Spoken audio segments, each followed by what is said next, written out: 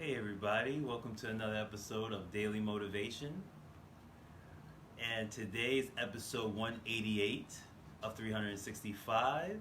And so I want to bring this episode to you for the number 88. And if you ever check this out, I think this is on Amazon. It's called the Angel Numbers 101. So all numbers have their own esoteric meaning. Hey Jim, how's it going? So all numbers have their esoteric meanings. So this book is a great key if you want to understand the meanings of numbers. And so this one is brought to you by the number 88. And I'll just read you real quick a quick passage. 88. 88 stands for, this is a very auspicious and favorable sign about your finances. Your actions, prayers, visualizations, and manifestation work have resulted in a large inflow of abundance. Open your arms and receive. So if you're watching this episode today, if you stumbled on this somewhere live, accidentally or on purpose, this is for you. That this is a very auspicious and favorable sign about your finances. Your actions, prayers, and visualizations and manifestation work have resulted in a large inflow of abundance. Open your arms and receive. Hey Miriam, thank you for watching. So you're about to get a real inflow of abundance if you caught this video. This is a great sign for you. Now, funny how I stumbled on this. Yeah, open up your arms, Jim. It's coming to you, brother. It's coming to you. So hey, everything happens for a reason. Taylor, thank you for watching. I appreciate it. Again, if you get to watch this live, I thank you so much. And if you have a chance to watch this later, I also appreciate it and thank you in advance. Again, this is Daily Motivation, 365 days of consistency, doing the same things over and over again to become habit. And if you caught this later, please watch the beginning of this video because I had a really great sign for you for the number 88. So today I want to talk about insecurities. We all have them. But many of us won't admit that we have insecurities. Why? Because of insecurities. It's actually very, very funny, that whole cycle, how it works, is that we can't admit that we have our own flaws and things that we're afraid of and things that we're not feeling that great about because of the insecurities that we have. And when you can feel secure about them, that's when you can say them, express them, put them out there, and not have the angst and feelings that you want to hide them from the world, that you share them with the world to say, hey, I am flawed. Everyone's flawed. I don't have everything perfect. Hey, Terry, how's it going? I don't have everything perfect in my life, and everything about me is not perfect, and that's okay, and that's a good thing, as long as you're trying to improve on the things that you can improve on. So I always advise people to get my book, The Nerd Who Saved the Universe. If you have any type of insecurities, this book will help you out tremendously. Even if for kids, for adults, I believe this book has the keys in it to help any and everyone get over their own self-esteem issues and self-loathing into self-confidence. Better a diamond with a flaw than a pebble without. Absolutely. Absolutely. You know, Alan Watts says this lovely speech, thank you, Terry, when he talks about, when we look at seashells, right? And we go to the beach and we see all these different seashells and the different colors, the nicks and the cracks in them, and we see beauty in them. And he says, I wonder if the other seashells look at each other and says, hey, do you think she's kind of fat? Do you think they have their own insecurities as well? Or do they see themselves as beautiful as we do? You know, I was looking at this smush dog, those little smush face dogs. I can't stand them. I think they're ugly. But my wife loves them. Loves them. And even though I think they're hideous, she loves the ugliness of them. So she sees the beauty in the flaws. And I think we all have flaws that we can see the beauty within. So again, if you haven't, narcissistic seashells, exactly. So if you haven't got my book, I'll put the link below, The Nerd Who Saved the Universe. It's a credible book about how you can build a life with your flaws and embrace your flaws and turn those flaws into self-esteem. So let's begin. Why, Rich, do I believe that your insecurities can keep you from your destiny. Major reason is because your insecurities, when your insecurities keep you desperate, it keeps you in a sense of lack that you do not have, that you're always looking and reaching and needing something, validation from other people, or I need to become wealthy to feel good about myself. I need to be more fit to feel good about myself. I need to be more attractive to feel good about myself. But knowing that real security does not come from the outside in, it comes from the inside out. I'll repeat that. Real security does not come from the outside in, it comes from the inside out. There's nothing that you can have. There's nothing that you can hold on to. There's no possessions that you will ever hold. There's no car that you can drive. There's no clothing that you can wear that will build full-on security. Why? Because you'll always be needing. You'll always be reaching. It keeps you in a sense of lack. Your insecurity will always keep you lower because you're always going to need something. But when you can find it internally, you realize you don't need anything.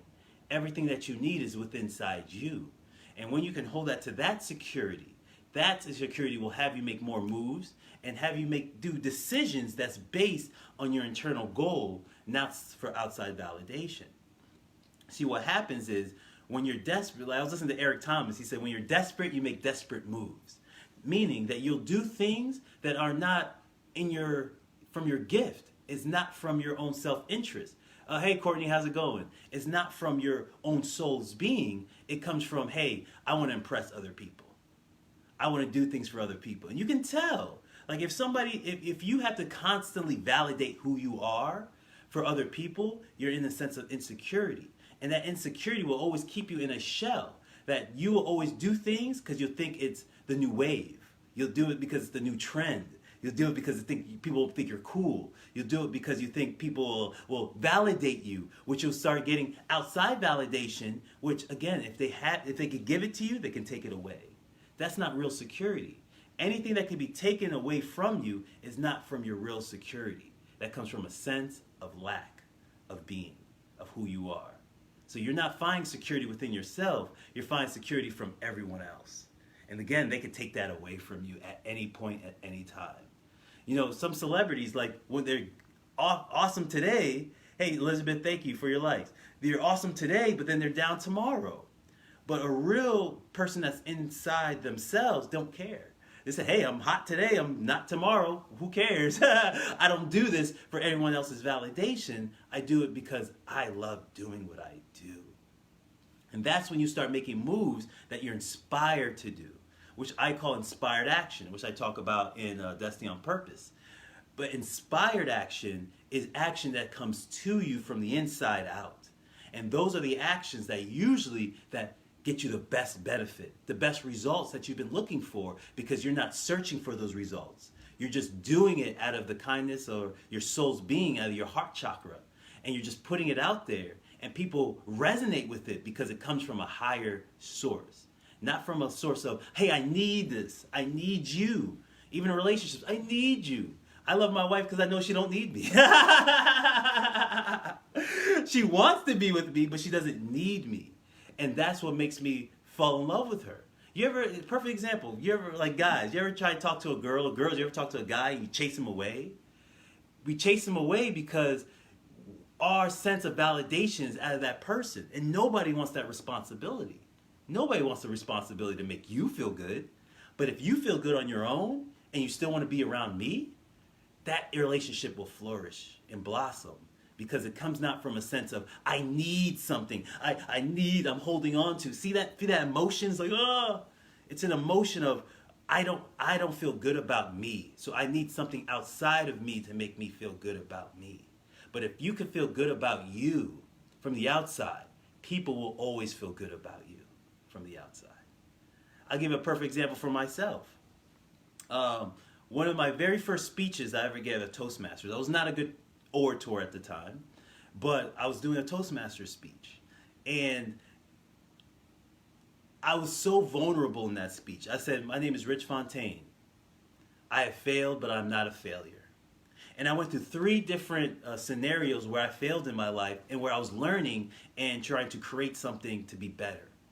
And I remember the guy after the speech. I mean, there people were shocked. It was my very first speech. They're like, "Hey, have you spoken before?" I said, "No." They said, "That was amazing." I was like, "Well, thank you." I mean, I thought it was okay. And he said, "You know what? That could be you could do that in a contest, Rich." I said, "Really?" "Yes." And what they loved about it, it wasn't my skill level. The skill level wasn't there yet. What they loved about it was the vulnerability. That somebody was willing to go in front of all these strangers and open up about their own flaws. I remember when I first started losing my hair, right? My hair started thinning. I was crazy about it, man. I used to go to magazines, like maybe I should get implants. I used to look at these pictures of bald people and say, I don't want to be bald. But then, after a while, I got secure with it. I said, you know what? Who cares, man? I'm not my hair. I'm not my hair, so who cares? So I shaved it off. And then after I shaved it off and I started feeling, good about myself regardless, I started getting people come to me, "Hey man, you know what? I like the bald on you." "Really?" Like, "Yeah, it looks good. Thank you." And I started getting validation from outside people when I wasn't looking for it. When I found it within myself, I got the validation from outside people. So whenever you're trying to don't embrace other people's words, because again, they can be taken away. They can say something nice and then they'll build you up, and they can say something bad and then just break you down.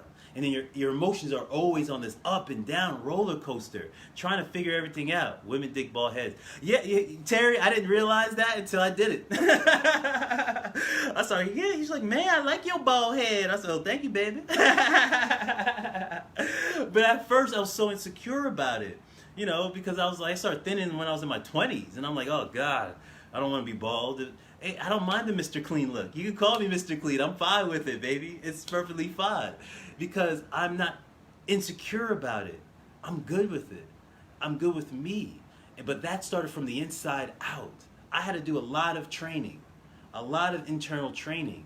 But as I started becoming more secure within me, I started seeing more validations and more happiness, and more people want to get to know you from the outside. Me too, brother. See, it's all good, man. It's okay to express your vulnerability. Honestly, that is the most human connection you'll ever have. That's something a robot will never do. To express your insecurity, people say, "You know what, man? Me too, bro." At least somebody said it. Thank you. And that is that connection that you really want to have. The reason I chose my mentor, Les Brown, is he always admits his insecurities. He always does. He even says, "Hey, you can tell I used to be gray, now I'm all black." He says, "I've been putting my lip liner in my hair to turn it black." And for him to be on stage full of thousands of people and admit that, I was like, I like that guy. I like that guy. Because most people want to hide their insecurity. But to me, those are the dangerous people. If you're hiding it, what else are you hiding? See, you can lie to the world, but you can't lie to yourself. And the more you lie to yourself, the more you probably lie out to the world. You don't need to say, "Hey man, I got this going, I got this going, oh, I got this popping, this is happening for me." I don't care. I'd rather go with the guy that says, "Rich, I got nothing going on." I'd rather hang with that guy, that gal. "Rich, I ain't got nothing going on, but I'm trying, I'm improving, I'm doing here a little bit by this." Good, man, good for you, bro. Good for you. I'd rather that. I'd rather you admit, "I ain't got nothing going on, my business is not doing great, but we're trying, we're moving forward. We're going to get there. Even though things are not perfect right now, we're getting there." And I love that. Because when you're honest, that's when you can improve. That's why your insecurities will keep you from your destiny. Because if you're not honest, you won't improve. You won't take the steps to get better.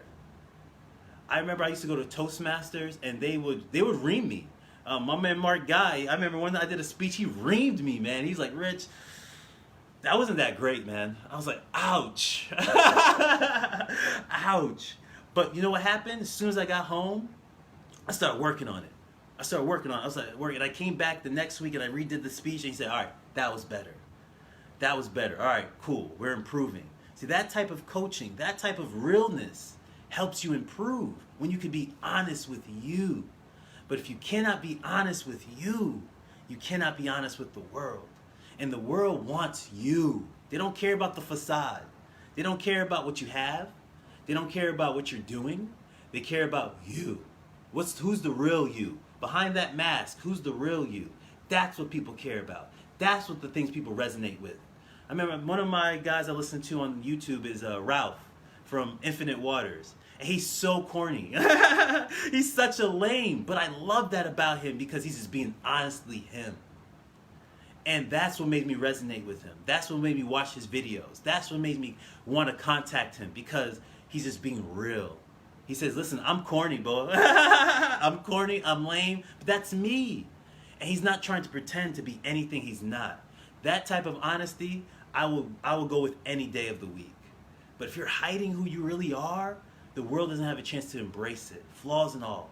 So if you got a big belly, hey, baby, yeah, you know, I can do a six-pack, but I don't want to. I can do chin-ups, but I really don't want to. It's fine. All right, cool, man. At least you're honest about it. At least you're honest. Don't be the guy with the big belly. Say, yeah, I work out. I go to the gym. No, you don't. It's okay. You don't have to pretend. Be real. Be you. And people love that. You know, I've been looking at my boy Terry's video post, and it cracks me up because I can tell he's being him. He's like, hey, I'm a little bit of a goofball. I like to joke around. And that's him. And that's why people resonate with him. Is because he's just being himself.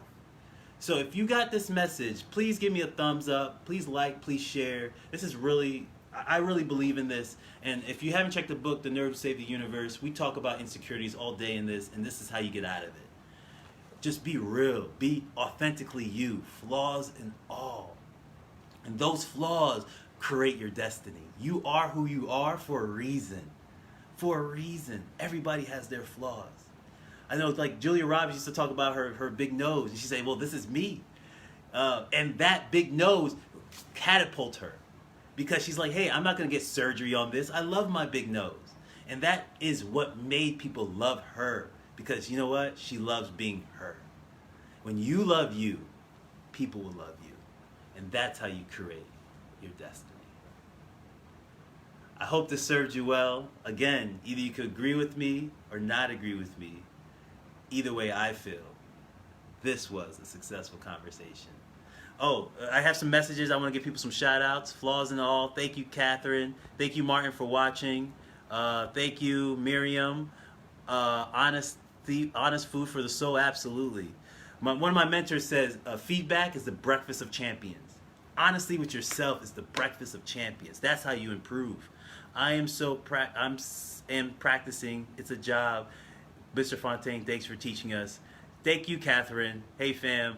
Thank you, Miriam, for watching. It's a practice. It's a practice. But again, you don't have to be perfect at it. It's a practice. But say, hey, listen, I'm not perfect. And nobody said you had to be. Nobody said you have to be. As long as you're trying to improve and be better for yourself. And I had a special message. This is episode 88. So if you haven't watched the beginning, please go back to the beginning. Because I have a special message for you. Because if you stumbled on this episode, it was for a reason. And there's some good news coming your way. So please check out the beginning of this episode, number 88. Because there's some good news coming your way if you stumbled on this, either now or later. So I appreciate everyone taking your time. Please check out the book. Work on our insecurities. Again, I'm flawed. I'm flawed all the time. And I'm working on my flaws. The reason I started doing these videos is like, I want to improve my speaking. I want to improve my live. I want to improve being on camera.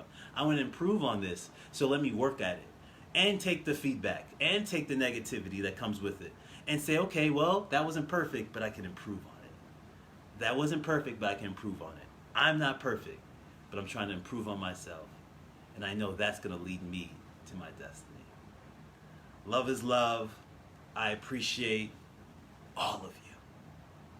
Please like, please share, please comment. Check out the book for your friends and your family. The Nerd Who Saved the Universe. Love is love. Namaste.